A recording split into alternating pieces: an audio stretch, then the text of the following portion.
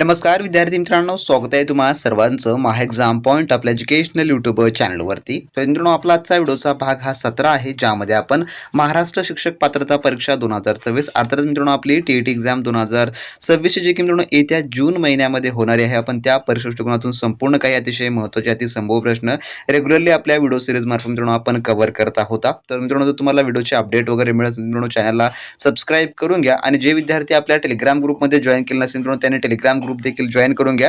Description बॉक्समध्ये त्याची देखील तुम्हाला लिंक मिळणार असेल, कारण का त्या ठिकाणी सर्व काही परीक्षेचे महत्त्वपूर्ण अपडेट व त्यासोबत जे काही IMP PDF फाईल असतात ते आपण त्या ठिकाणी तुम्हाला उपलब्ध करून देत असतो मित्रांनो. तर आजच्या व्हिडिओमध्ये मित्रांनो आपण मराठी व्याकरणाचे काही IMP क्वेश्चन्स आपण पाहणार आहोत, कारण का पेपर 1 आणि पेपर 2 मध्ये मराठी व्याकरणावर देखील आधारित काही महत्त्वपूर्ण प्रश्न विचारले जातात. तर मित्रांनो, प्रत्येकी प्रश्न तुमच्या TET एक्झामच्या अभ्यासक्रमाच्या दृष्टिकोनातूनच आहे, त्यामुळे काळजीपूर्वकाने शेवटपर्यंत पहा मित्रांनो. तर यामधला प्रश्न जो की पहिला या ठिकाणी काय म्हणतो पहा, की व्यंजन या शब्दांची संधी खालीलपैकी कोणत्या नियमाने जे की झाली आहे. तर व्यंजन या शब्दाची संधी या ठिकाणी विचारलेलं आहे आणि सेम स्टँडर्ड सेम लेवल तुम्हाला क्वेश्चन परीक्षेमध्ये असणारे आहेत. तर याचं उत्तर आहे ऑप्शन नंबर पर्यायचं अ, जे की स्वर संधी यन आदेश याने जे आहे ती बनलेली आहे. कशी बनलेली आहे, कशा प्रकारे, जर आपण व्यंजन या शब्दाची फोड केली तर कसा शब्द तयार होतो. व्यंजन या शब्दाची फोड केल्यानं वि अधिक अंजन या प्रकारे जे आहे व्यंजन या शब्दाची फोड होते. तर अशी होते. येथे ईच्या पुढे जे आहे, ईच्या पुढे काय आलेला आहे, अ हा विजातीय स्वर आल्याने ईचा आपण य जे या ठिकाणी होतो. म्हणजेच काय, तर ई अधिक अ बरोबर काय होतं, जे की य हे या ठिकाणी होतं. यालाच आपण काय म्हणतो, यनादेश असं जे आहे ते म्हणतो. म्हणून या ठिकाणी स्वर संधी यनादेश असं जे आहे जे की या नियमानं होणारं असेल. पर्याय नंबर याचं अ या ठिकाणी उत्तर होणारं असेल. त्यानंतरचा प्रश्न दुसरा आपला असा आहे, पुढीलपैकी पर्यायी शब्दातून शुद्ध शब्द ओळखा. तर शुद्ध शब्द माहिती आहे आपल्याला 2025च्या आपल्या TET एक्झाममध्ये सेम क्वेश्चन आलेला होता. आशीर्वाद शब्द मधला तुम्हाला शुद्ध शब्द ओळखायला सांगितलेलं होतं, तर विचारलेलं होतं त्या ठिकाणी. तर यात जे उत्तर आहे ते आहे ऑप्शन नंबर पर्यायचं क, जे की आशीर्वाद या प्रकारे जे आहे ते लिहिलं जातं. तर मराठी शुद्ध लेखन नियमानुसार श ला दुसरी विलांटी म्हणजेच की दीर्घ आणि व वर जो काही रफार असणारा जो की आशीर्वाद या शब्द थोडक्यामध्ये जो की शुद्ध आहे, म्हणून पर्याय नंबर क याचं उत्तर होणार असेल. त्यानंतरचा प्रश्न तिसरा असा आहे, तो गाणे गातो या वाक्यातील प्रयोगाचे नाव ओळखा. तो गाणे गातो यामधील प्रयोगाचं नाव. तर काय होईल, तर याचं उत्तर होईल पर्याय नंबर जे की या ठिकाणी सकर्मक कर्तरी प्रयोग हे जे आहे ते होणार असेल. तो गाणे गातो, तर यामध्ये जो कर्ता आहे तो काय आहे, तो आहे आणि प्रथम विभक्तीत आहे आणि वाक्यात गाणे हे जे आहे कर्म असल्याने हा सकर्मक कर्तरी थोडक्यामध्ये प्रयोग आहे, म्हणून पर्याय नंबर याचं अ या ठिकाणी जे की उत्तर जे आहे ते होणार असेल.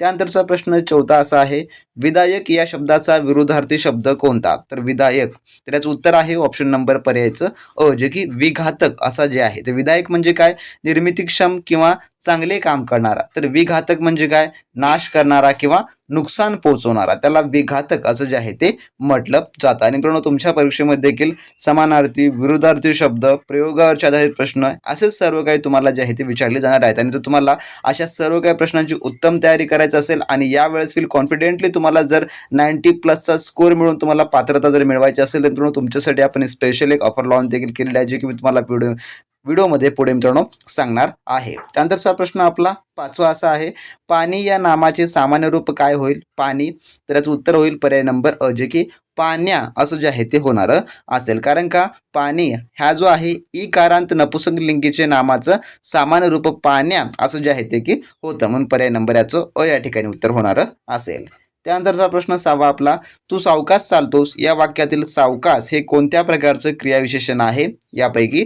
तर याचं उत्तर आहे ऑप्शन नंबर अ, जे की रीतिवाचक प्रकार दर्शक हे जे आहे थोडक्यामध्ये आहे. तर सावकाश हा शब्द चालण्याची रीत किंवा पद्धत दर्शवतो, म्हणून हे रीतिवाचक प्रकारदर्शक क्रियाविशेषण जो की क्रियाविशेषण आहे.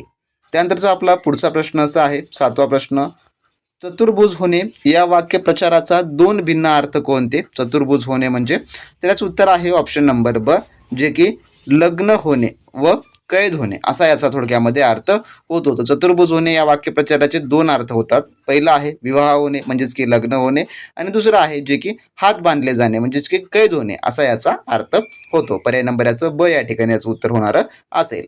त्यानंतर प्रश्न 8वा आपला, द्विगु समास हा खालीलपैकी कोणत्या समासाचा उपप्रकार आहे? द्विगु, तर याचं उत्तर आहे ऑप्शन नंबर ब, जे की तत्पुरुष समासाचा प्रकार आहे. तर ज्या समासात दुसरे पद प्रधान असते तो तत्पुरुष समास असतो. द्विगु समास हा कसा असतो? जे की कर्मधारय तत्पुरुष समासाचा एक उपप्रकार आहे. म्हणून पर्याय नंबर याचं ब या ठिकाणी उत्तर होणार असेल.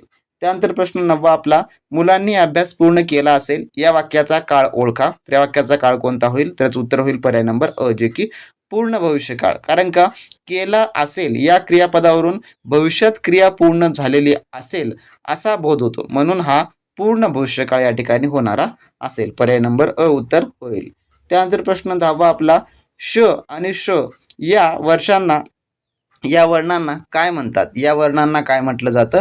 तर याचं उत्तर आहे ऑप्शन नंबर ब, जे की उष्मे किंवा घर्षक असं जे आहे ते म्हटलं जातं. कारण का श, स आणि स या वर्णांचा उच्चार करताना मुखावाटे हवा घर्षण करून बाहेर पडते व उष्णता निर्माण होते, म्हणून त्यांना उष्मे किंवा घर्षक असं जे आहे ते म्हणतात. पर्याय नंबर याचं ब, त्यामुळे उत्तर जे आहे ते होणार असेल मित्रांनो. जर मित्रांनो तुम्ही अजूनही टीईटी एक्झामच्या परिपूर्ण ए टू झेड तयारीसाठी आपली असलेली स्पेशली टेस्ट सिरीजची बॅच जर मित्रांनो तुम्ही एनरोल केला नसाल तर वेळ न वाया घालवता लगेच मित्रांनो व्हिडिओ डिस्क्रिप्शन बॉक्समध्ये आपल्या ऑफिशियली ॲपची मित्रांनो लिंक दिली आहे. त्यामधून तुम्ही मित्रांनो आपली संपूर्ण काही स्पेशली टीईटी एक्झाम 2026 साठी असलेली टेस्ट सिरीज बॅच एनरोल करू शकता, ज्यामुळे तुम्हाला परिपूर्ण मित्रांनो ए टू झेड तयारी आपण करून घेतलेली आहे, ज्यामुळे तुम्हाला मार्केटमधलं कोणतेही महागडं कोर्स जॉईन करण्याची गरज पडणार नसेल किंवा मित्रांनो तुम्हाला महागडे बुक्स देखील घेण्याची गरज पडणारी नसेल. यामध्ये तुम्हाला परिपूर्ण नवीनतम आपल्या टीईटी अभ्यासक्रमावर आधारित सर्व टेस्ट मिळणार असतील. त्यामुळे तुम्हाला जो पेपर फॉर्मॅट आहे फुल लेंथ टेस्टचा, ज्यामध्ये तुम्हाला 150 प्रश्न 150 गुणाची परिपूर्ण आपण त्या ठिकाणी तयारी करून घेणार आहोत, ज्यामध्ये तुम्हाला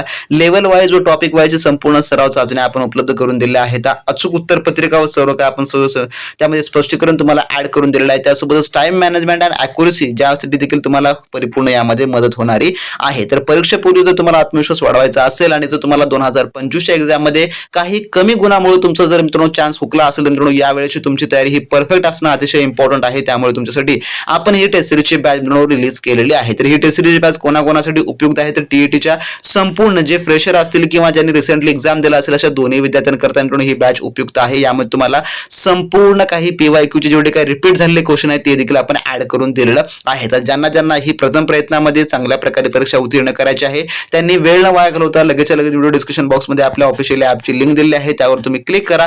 त्यातून मित्रांनो आपली स्पेशल ही टेस्ट सिरीजची बॅच एनरोल करून घ्या आणि चांगल्या उत्तम तयारीला लागा मित्रांनो. तर ज्या कोणी विद्यार्थी मित्रांनी अजूनही आपली स्पेशली टेस्ट सिरीजची बॅच एनरोल केली नसेल तर मित्रांनो लगेच एनरोल करून घ्या. कारण का डे बाय डे आपले परीक्षेचे दिवस जवळ येत आहेत आणि जर तुमची तयारी अजूनही पूर्ण नसेल तर मित्रांनो येणाऱ्या परीक्षेमध्ये तुम्हाला अपयश मिळू शकतं. त्यामुळे जर तुम्हाला 100% विथ कॉन्फिडेंटली यश मिळवायचं असेल मित्रांनो लगेच तुम्ही आपली टेस्ट सिरीजची बॅच एनरोल करून घ्या, ज्यामध्ये तुम्हाला आपण फुल लेंथी टेस्ट म्हणजे मित्रांनो 150 प्रश्न 150 गुणाची आपण संपूर्ण टेस्ट आपण ऍड करून दिल्या, ज्यामुळे तुमचा स्कोर किती जात आहे त्यामुळे तुम्हाला तुमचा पेपर अनालिसिस करता येणार असेल आणि तुम्ही किती वेळेमध्ये अचूक उत्तरे देऊ शकता हे सर्व काही पाहता येणार असेल. आणि जर समजा तुम्हाला एखादा सब्जेक्ट जर अवघड जात असेल मित्रांनो त्या ठिकाणी आपण टॉपिक वाईजचे सर्व काही टेस्ट सिरीज देखील ऍड करून दिले आहे, ज्यामुळे तुमचा तो टॉपिक तो सब्जेक्ट देखील त्या ठिकाणी कव्हर होणारा असेल. तर ज्या विद्यार्थ्यांना 90+ स्कोर मिळवायचा आहे त्यांनी लगेच आपली स्पेशली टेस्ट सिरीजची बॅच एनरोल करून घ्या. डिस्क्रिप्शन बॉक्समध्ये आपल्या ऑफिशियली ॲपची लिंक दिलेली आहे मित्रांनो, चांगल्या उत्तम तयारीला लागा. त्यानंतरचा प्रश्न आपला 11वा असा आहे, आईने मुलीला शाळेत पाठवले या वाक्यातील प्रयोगाचा प्रकार ओळखा. यामधला कोणता आहे? तर याचं उत्तर होईल पर्याय नंबर अ, जे की सकर्मक भावे होणारा असेल. कारण का यामध्ये कर्ता कोण आहे? कर्ता आई आहे आणि कर्म काय आहे? मुलीला या ठिकाणी जो की कर्म आहे. दोन्ही प्रत्यययुक्त असून क्रियापद तृतीय पुरुषी नपुंसकलिंगी एकवचनी आहे, म्हणून हा सकर्मक भावे प्रयोग हा होणारा असेल मित्रांनो. त्यानंतरचा प्रश्न 12वा, विद्वान शब्दाचे स्त्रीलिंगी रूप विदुषी होते तर शुक्र या शब्दाचे शुक्र या ग्रहाचे लिंग कोणते? तर याचं कोणतं लिंग आहे ते सांगायचं आहे.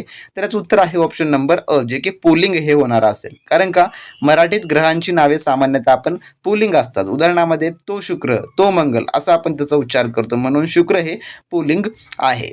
त्यानंतरचा प्रश्न 13वा आपला, अवयभाव समासामध्ये कोणते पद प्रधान असतं?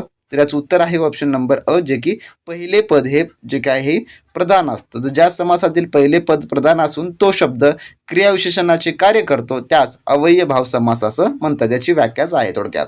त्यानंतर प्रश्न 14वा, मला दूध आवडते या वाक्यातील कर्ता ओळखा. कोणता कर्ता आहे? तर याचं उत्तर आहे ऑप्शन नंबर क, जे की दूध हा होणार असेल. कारण का वाक्यातील क्रियापद आवडते आहे आणि आवडणारे काय आहे, त्याचं उत्तर काय होतं, जे की दूध, म्हणून दूध या ठिकाणी वाक्यातील कर्ता हा होणारा असेल. त्यानंतर प्रश्न 15वा, तोंड या शब्दाचा समानार्थी नसलेला शब्द तोंड. तर याचं उत्तर आहे ऑप्शन नंबर ड, जे की लोचन हा जो होणारा असेल. कारण का आनन, वदन आणि मुख म्हणजे की तोंड, परंतु लोचन म्हणजे डोळा, म्हणून हा समानार्थी नसलेला शब्द आहे. बाकी सर्व त्याचे समानार्थी आहेत. त्यानंतर 16वा प्रश्न, ज्या गावाला जायचं आहे त्याचा रस्ता शोधायला पाहिजे. हे कोणत्या प्रकारचं वाक्य आहे? तर याचं उत्तर आहे ऑप्शन नंबर क, जे की मिश्र वाक्य आहे. कारण का ज्या त्या या संबंधी शब्दाने जोडलेलं वाक्य हे मिश्र वाक्य असतं. यात एक मुख्य आणि एक गौण वाक्य असतं, म्हणून पर्याय नंबर क याचं उत्तर होईल. त्यानंतर आपला प्रश्न 17वा, त इ आ हे कोणत्या विभक्तीचे प्रत्यय आहेत? तर याचं उत्तर आहे ऑप्शन नंबर ड, जे की सप्तमीचे आहेत. आता त इ आ हे प्रत्यय सप्तमी विभक्तीचे असून ते अधिकरण दर्शवतात, म्हणजे की स्थळ किंवा काळ हे जे आहे ते दर्शवतात. त्यानंतर 18वा प्रश्न, खलबत्ता हा शब्द कोणत्या भाषेतून मराठीत आला आहे? तर याचं उत्तर आहे ऑप्शन नंबर अ, जे की कानडी भाषेमधून जो आहे थोडक्यामध्ये आलेला आहे. त्यानंतर आपला पुढील प्रश्न 19वा, पक्षी आकाशात उडतो या वाक्यातील क्रियापदाचा प्रकार ओळखा. तर याचं उत्तर आहे ऑप्शन नंबर ब, जे की अकर्मक हे होणारा असेल. कारण का उडणारा पक्षी आहे म्हणजेच की तो कर्ता आहे आणि उडण्याची क्रिया पक्षावरच होते, वाक्यात कर्म नाही, म्हणून हे अकर्मक क्रियापद होणारं असेल. त्यानंतर आपला प्रश्न 20वा असा आहे, अलंकार ओळखायचा आहे. लहानपण देगा देवा मुंगी सारखाच रवा, एरावत रत्न थोर त्यासी अंकुशाचा मार. तर अलंकार हा कोणता आहे? तर याचं उत्तर आहे ऑप्शन नंबर क, जे की दृष्टांत अलंकार होणार असेल. कारण का एखाद्या विषयाचे प्रतिपादन करण्यासाठी जेव्हा एखादा दाखला किंवा उदाहरण दिले जाते तेव्हा त्याला दृष्टांत अलंकार थोडक्यात म्हटलं जातं, म्हणून पर्याय नंबर क उत्तर होईल.